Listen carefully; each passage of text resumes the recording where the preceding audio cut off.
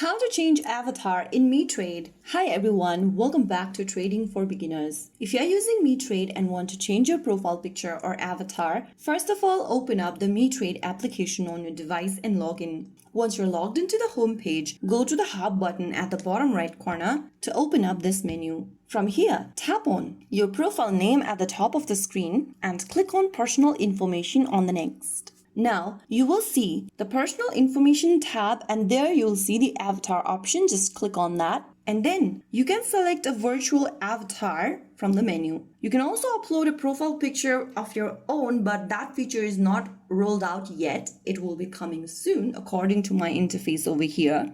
Now, if you are in a different region, then you might already have this function available. Just go ahead and check it out. And now I'm just going to select a virtual avatar option since that's the only option I have. And now choose the virtual avatar. If you have to change your own avatar option, then you can select a photo from your gallery and tap on confirm selection.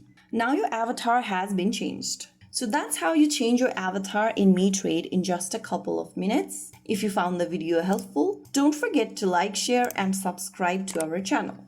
I will see you again in the next video. Thank you for watching.